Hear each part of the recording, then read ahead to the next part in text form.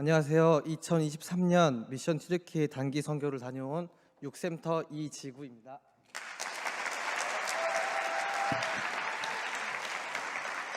먼저 이번 단기 선교를 시작부터 마치는 순간까지 안전하게 지켜주신 하나님께 감사를 올려드리고 끝까지 기도로 후원으로 보내는 선교사로 함께해 주신 서림의 모든 성도분들께 감사드립니다.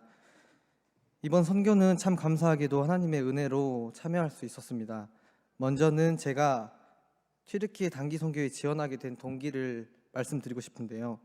하나님께서 저에게 선교에 대한 마음을 강력하게 부어주셨습니다. 저는 올해로 32살인데 그동안 신앙생활을 쭉 해오면서 선교에 대해서는 제대로 된 진심 어린 기도를 단 한 번도 해봤던 적이 없었습니다. 그런데 이번에 미션 튀르키예 단기 선교팀을 모집한다는 주일날 목사님의 광고를 듣자마자 제 안에 선교를 향한 알 수 없는 부르심이 느껴지기 시작했고,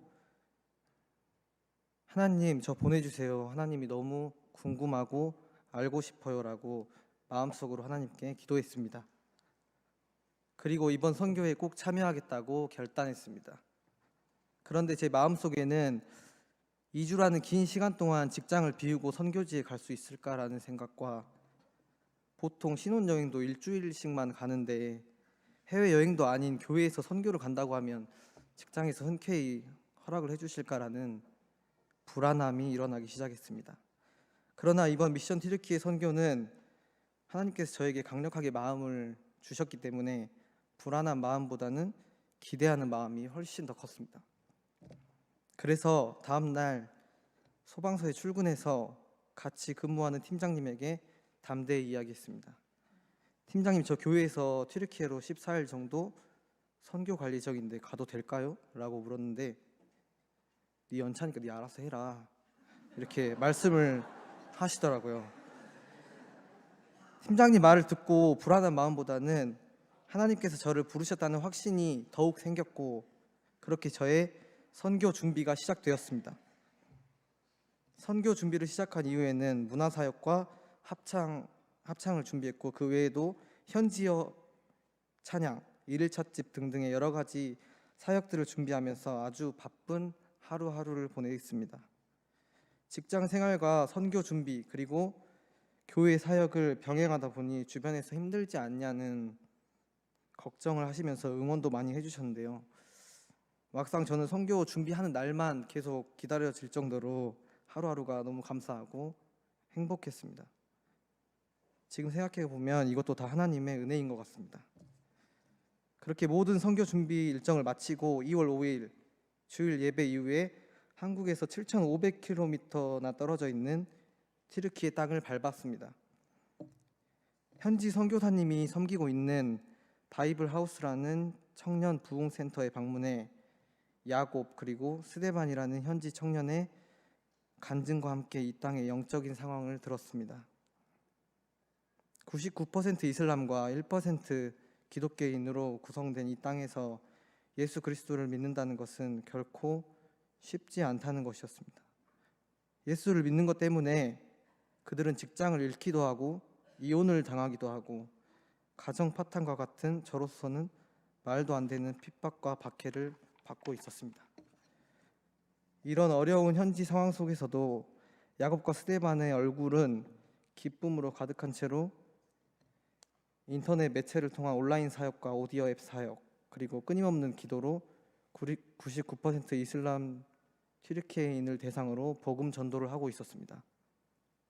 저는 선교팀을 시작하기 전에 광주 땅에서 토요 전도대도 띄엄띄엄 참석하고 저들처럼 복음 전도에 대해 필사적으로 고민 한번 해본 적이 없는 저를 돌아보고 깊이 반성하게 되었고, 한편으로는 많은 도전이 되는 은혜의 시간이었습니다.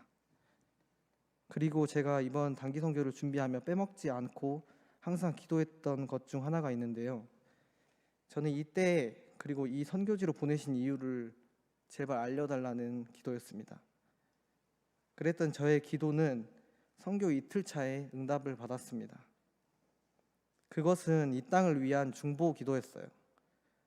우리 선교팀 22명이 튀르키예 땅을 밟음과 동시에 이 나라에는 재앙과 같은 지진이 났고 믿기 어려울 만한 숫자의 사망자가 발생했으며 이 나라는 온통 검은 리본과 함께 절망에 빠졌습니다. 저는 처음에 이해가 가지 않았어요.